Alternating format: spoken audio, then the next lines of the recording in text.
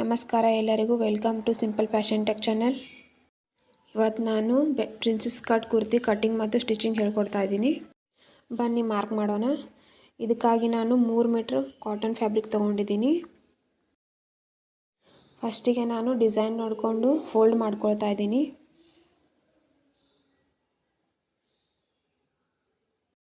Fold ಮಾಡೋಕ್ಕಿಂತ ಮೊದಲು sleeve ಸಲುವಾಗಿ ಬಟ್ಟೆನ ಸೆಪ್ರೇಟ್ ಮಾಡ್ಕೊಳ್ಳೋಣ. 17 ಇಂಚಿಗೆ ಮಾರ್ಕ್ ಮಾಡಿ ನಾನು ಇಲ್ಲಿ ಕಟ್ ಮಾಡ್ಕೋತಾ ಇದ್ದೀನಿ. ಇಲ್ಲಿ 17 ಇಂಚಿಗೆ ಯಾಕೆ ಮಾರ್ಕ್ ಮಾಡೀನಿ ಅಂದರೆ ನಾನು ಸ್ಲೀವ್ಸ್ ಲೆಂತು 17 ಇಂಚಿದೆ.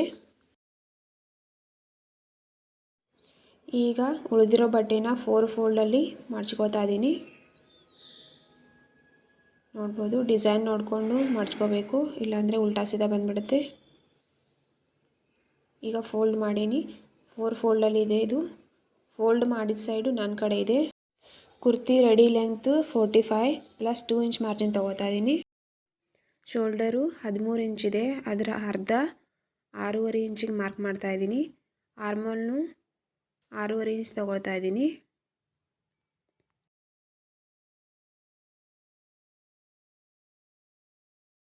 ಇಲ್ಲಿ ಎದೆ ಸುತ್ತಳತೆಯ ಮಾರ್ಕಿಂಗ್ ಹೇಳ್ತೀನಿ ನೋಡಿ ಫ್ರೆಂಡ್ಸ್. ಇಲ್ಲಿ ಎದೆ ಸುತ್ತಳತೆಯ 4ನೇ ಭಾಗ ಪ್ಲಸ್ 2 ಇಂಚ್ ಮಾರ್ಜಿನ್ ಪ್ಲಸ್ ಅರ್ಧ ಇಂಚ್ ಮಾರ್ಜಿನ್ ತೊಗೋಬೇಕು. ಅರ್ಧ ಇಂಚ್ ಮಾರ್ಜಿನ್ ಎದಕ್ಕೆ ತೊಗೋಬೇಕು ಅಂದರೆ ಪ್ರಿನ್ಸಸ್ ಕಟ್ಟಿಂಗ್ ಮಾಡ್ತೀವಲ್ಲ, ಅದ್ರ ಸಂಬಂಧ ಅರ್ಧ ಇಂಚ್ ಹೆಚ್ಚಿಗೆ ತೊಗೋಬೇಕು. ನಾನಿಲ್ಲಿ 11.5 ಇಂಚಿಗೆ ಮಾರ್ಕ್ ಮಾಡ್ತಾ ಇದ್ದೀನಿ.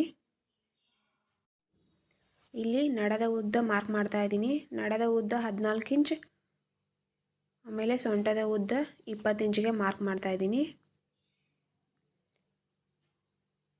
ಸೊಂಟದ ಉದ್ದ ಅಂದರೆ ಹಿಪ್ ಲೆಂತ್, ನಡದ ಉದ್ದ ಅಂದರೆ ವೆಸ್ಟ್ ಲೆಂತ್. ಇಲ್ಲಿ ವೆಸ್ಟ್ ರೌಂಡ್ ತೊಗೋಬೇಕಾದ್ರೂ ಚೆಸ್ಟ್ ಯಾವ ಫಾರ್ಮುಲಾ ಯೂಸ್ ಮಾಡಿವಲ್ಲ ಅದೇ ಫಾರ್ಮುಲಾ ಇಲ್ಲಿ ಯೂಸ್ ಮಾಡಬೇಕು.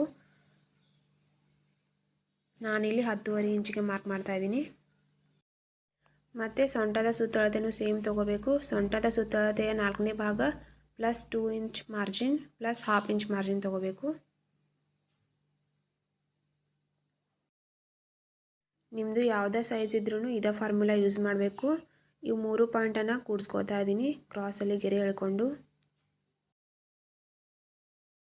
ಇಲ್ಲಿ ಕಾರ್ನರ್ದಿಂದ 1 ಇಂಚ್ ಮೇಲ್ಗಡೆ ಮಾರ್ಕ್ ಮಾಡಿಕೊಂಡು ಈ ಲೈನಿಂದ ಹಾಫ್ ಮಾರ್ಕ್ ಮಾಡಿಕೊಂಡು ಅಲ್ಲಿಂದ ರೌಂಡ್ ಶೇಪಲ್ಲಿ ಡ್ರಾ ಮಾಡ್ಕೋತಾ ಇದ್ದೀನಿ.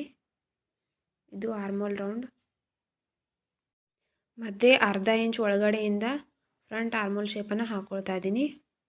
ಇಲ್ಲಿ ಪ್ರಿನ್ಸಸ್ ಲೈನ್ ಕಟ್ ಮಾಡ್ಕೊಳ್ಳೋ ಸಲುವಾಗಿ ಮೊದಲಿಗೆ ಬಸ್ಟ್ ಪಾಯಿಂಟನ್ನು ಮಾರ್ಕ್ ಮಾಡ್ಕೋತಾ ಇದ್ದೀನಿ. ಬಸ್ಟ್ ಪಾಯಿಂಟ್ ನಾನು 10 ಇಂಚಿಗೆ ಮಾರ್ಕ್ ಮಾಡ್ಕೋತಾ ಇದ್ದೀನಿ.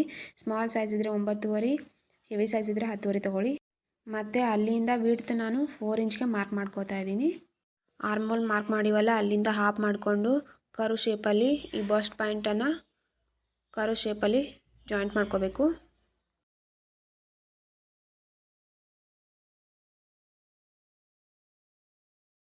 ಮತ್ತು ಇಲ್ಲಿಂದ ನಡದ ಉದ್ದ ಮಾರ್ಕ್ ಮಾಡಿವಲ್ಲ ಆ ಪಾಯಿಂಟಿನ ತನಕ ಸ್ಟ್ರೇಟಾಗಿ ಗೆರೆ ಎಳ್ಕೋಬೇಕು. ಇಲ್ಲಿ ಕುರ್ತಿ ಶೇಪ್ ಹಾಕೊಳ್ತಾ ಇದ್ದೀನಿ.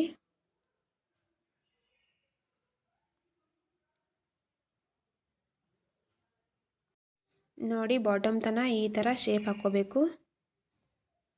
ಕ್ರಾಸಲ್ಲಿ ಹಾಕ್ಕೋಬೇಕು ಸ್ವಲ್ಪ. ಮತ್ತು ಬಾಟಮಲ್ಲಿ 3 ಇಂಚ್ ಮೇಲ್ಗಡೆ ಮಾರ್ಕ್ ಮಾಡಿಕೊಂಡು ರೌಂಡ್ ಶೇಪಲ್ಲಿ ಡ್ರಾ ಮಾಡ್ಕೋಬೇಕು. ಇದು ಯಾಕೆ ಮಾರ್ಕ್ ಮಾಡ್ಕೋಬೇಕು ಅಂದರೆ ಕಾರ್ನರು ಹೊರಗಡೆ ಕಾಣಿಸೋದಿಲ್ಲ, ಹೊಲದಿಂದ ನೀಟಾಗಿ ರೌಂಡ್ ಶೇಪಲ್ಲಿ ಬಂದುಬಿಡುತ್ತೆ. ಇಲ್ಲಿ ಬಾಟಮ್ ವಿಡ್ತಲ್ಲಿ ಹಾಫ್ ಮಾಡಿಕೊಂಡು ಸೆಂಟರಲ್ಲಿ ಪಾಯಿಂಟ್ ಮಾಡ್ಕೋತಾ ಇದ್ದೀನಿ, ಮಾರ್ಕ್ ಮಾಡ್ಕೋತಾ ಇದ್ದೀನಿ. ಅಂದರೆ ಟೋಟಲ್ ಬಾಟಮ್ ವಿಡ್ತು 20 ಇಂಚ್, ಅದರ ಹಾಫ್ 10 ಇಂಚಿಗೆ ಮಾರ್ಕ್ ಮಾಡ್ಕೊಂಡೀನಿ. ಈ ಥರ ಕ್ರಾಸಲ್ಲಿ ಅಲ್ಲಿ ವೇಸ್ಟ್ ಲೆಂತ್ ತನಕ ಏನು ಮಾರ್ಕ್ ಮಾಡೀವಿ ಸ್ಟ್ರೇಟಾಗಿ ಅದನ್ನು ಈ ಥರ ಕ್ರಾಸಾಗಿ ಬಾಟಮ್ ತನಕ ಮಾರ್ಕ್ ಮಾಡಬೇಕು. ಈಗ ಬ್ಯಾಕ್ ಆರ್ಮೋಲ್ ಶೇಪ್ದಿಂದ ಕಟ್ ಮಾಡ್ಕೋತಾ ಇದ್ದೀನಿ. ಫ್ರಂಟ್ ನೆಕ್ ಆಮೇಲೆ ಬ್ಯಾಕ್ ನೆಕ್ ಆಮೇಲೆ ಕಟ್ ಮಾಡ್ಕೊಳ್ಳೋಣ. ನೋಡಿ, ಈಗ ಕಟ್ ಮಾಡ್ಕೊಂಡಿದ್ದೀನಿ.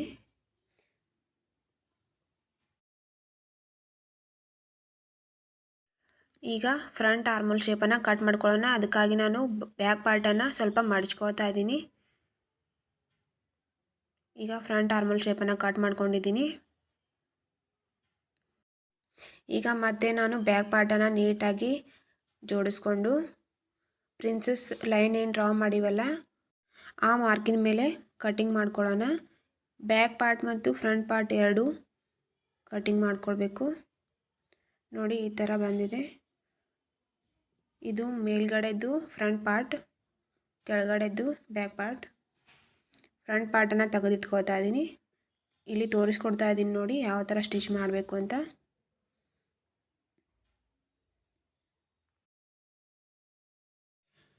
ನೋಡಿ ಇಲ್ಲಿ ನಡುವಿನ ಬಟ್ಟೆ ಮೇಲೆ ಸೈಡಿಗೆ ಎರಡು ಬಟ್ಟೆ ಏನು ಕಟ್ ಆಗಿದ್ದಾವಲ್ಲ ಅವನ್ನು ಉಲ್ಟಾ ಇಟ್ಕೋಬೇಕು. ಉಲ್ಟಾ ಇಟ್ಕೊಂಡು ಈ ಥರ ಸ್ಟಿಚ್ ಮಾಡ್ಕೋಬೇಕು. ಈಗ ಸ್ಲೀವ್ಸ್ ಕಟ್ ಮಾಡ್ಕೊಳ್ಳೋಣ. ಸ್ಲೀವ್ಸ್ ಕಟ್ ಸಲುವಾಗಿ ನಾನು 4 ಫೋಲ್ಡಲ್ಲಿ ಬಟ್ಟೆನ ಮಡ್ಚ್ಕೊಂಡಿದ್ದೀನಿ. Sleeves length 16 inch plus 1 inch margin ತೊಗೋತಾ ಇದ್ದೀನಿ. ಇಲ್ಲಿ ಸ್ಲೀವ್ಸ್ ರೌಂಡು 6.5 ಇಂಚಿಗೆ ಮಾರ್ಕ್ ಮಾಡ್ತಾ ಇದ್ದೀನಿ.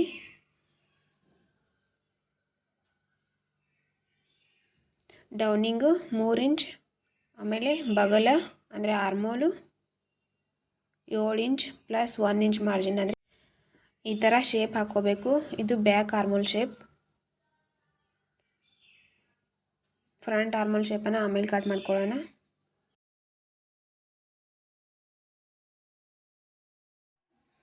ಮಾರ್ಕಿಂಗ್ ಮೇಲೆ ಕಟ್ ಮಾಡ್ಕೋಬೇಕು. ಇಲ್ಲಿ ಫ್ರಂಟ್ ಆರ್ಮೋಲ್ ಶೇಪನ್ನು ಕಟ್ ಮಾಡೋಕ್ಕಿಂತ ಮೊದಲು ಬಟ್ಟೆ ಉಲ್ಟಾ ಸೈಡ್ ಇಲ್ಲಾರ ಸೀದಾ ಸೈಡ್ ಒಳಗಡೆ ಇರಬೇಕು. ಈಗ ಫ್ರಂಟ್ ಆರ್ಮೋಲ್ ಶೇಪನ್ನು ಕಟ್ ಮಾಡ್ಕೋತಾ ಇದ್ದೀನಿ. ಈಗ ಪ್ರಿನ್ಸಸ್ ಲೈನನ್ನು ಹೇಗೆ ಜಾಯಿಂಟ್ ಮಾಡ್ಕೋಬೇಕಂತ ತೋರಿಸ್ಕೊಡ್ತಾ ಇದ್ದೀನಿ. ಈ ಥರ ಈ ಬಟ್ಟೆನ ಇದ್ರ ಮೇಲೆ ಉಲ್ಟಾ ಇಟ್ಕೋಬೇಕು.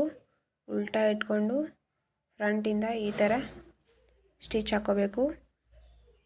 ಒಂದು 1/4 ಇಂಚ್ ಮಾರ್ಜಿನ್ ಬಿಡಬೇಕು. ಈ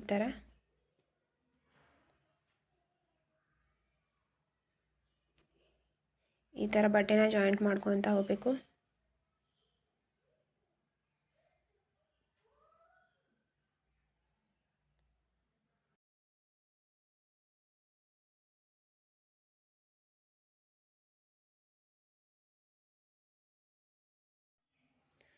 ನೋಡಿ ಫ್ರೆಂಡ್ಸ್, ಪ್ರಿನ್ಸಸ್ ಲೈನ್ ಅಂದರೆ ಈ ಥರ ಬರುತ್ತೆ. ಆಮೇಲೆ ಈ ಸೈಡನ್ನು ಸುದಾ ಸೇಮ್ ಆ ಸೈಡ್ ಹೇಗೆ ಜಾಯಿಂಟ್ ಮಾಡಿದ್ದೀವಲ್ಲ ಆ ಥರನೇ ಈ ಸೈಡನ್ನು ಜಾಯಿಂಟ್ ಮಾಡ್ಕೋಬೇಕು. ಇಲ್ಲಿ ನೋಡಿ ಬ್ಯಾಕ್ ಪಾರ್ಟ್ ಮತ್ತು ಫ್ರಂಟ್ ಪಾರ್ಟನ್ನು ನಾನು ಜಾಯಿಂಟ್ ಮಾಡ್ಕೊಂಡಿದ್ದೀನಿ. ಇದು ಬ್ಯಾಕ್ ಪಾರ್ಟ್, ಇದು ಫ್ರಂಟ್ ಪಾರ್ಟ್. ಈಗ ಫ್ರಂಟ್ ನೆಕ್ और ಬ್ಯಾಕ್ ನೆಕ್ಕನ್ನು ಕಟ್ ಮಾಡ್ಕೊಳ್ಳೋಣ.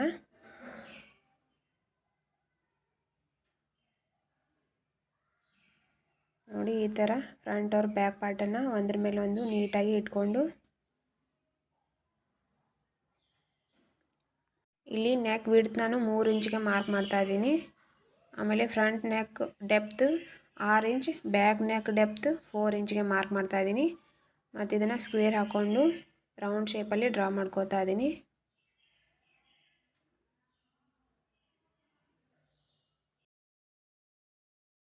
ಇನ್ನು ಕಟಿಂಗ್ ಮಾಡ್ಕೊಳ್ಳೋಣ.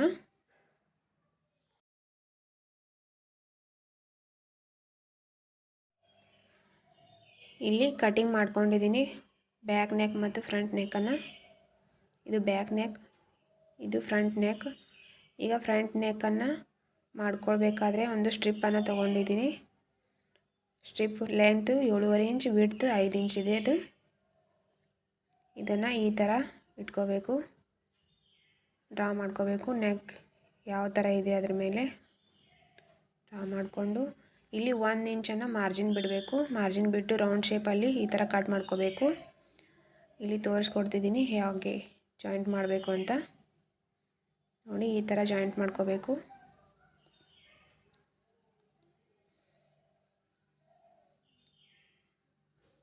ಇಲ್ಲಿ ಜಾಯಿಂಟ್ ಮಾಡ್ಕೊಂಡಿದ್ದೀನಿ ಫ್ರೆಂಡ್ಸ್.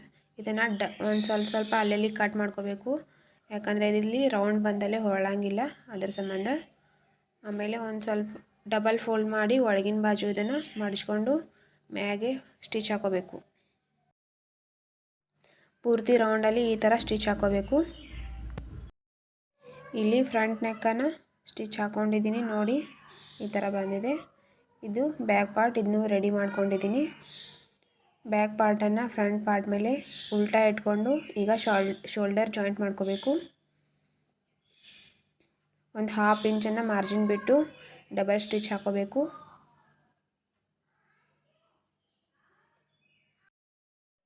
ಈಗ ಸ್ಟಿಚ್ ಹಾಕ್ಕೊಂಡಿದ್ದೀನಿ, ಶೋಲ್ಡರ್ ಜಾಯಿಂಟ್ ಮಾಡ್ಕೊಂಡಿದ್ದೀನಿ. ಈಗ ಸ್ಲೀವ್ ಜಾಯಿಂಟ್ ಮಾಡ್ಕೋಬೇಕು. ಶೋಲ್ಡರನ್ನ ಉಲ್ಟಾ ಇಟ್ಕೊಂಡು ಸೆಂಟರ್ ಪಾಯಿಂಟನ್ನು ಕೂಡಿಸ್ಕೊಂಡು ಈ ಥರ ಸ್ಟಿಚ್ ಮಾಡ್ಕೋಬೇಕು.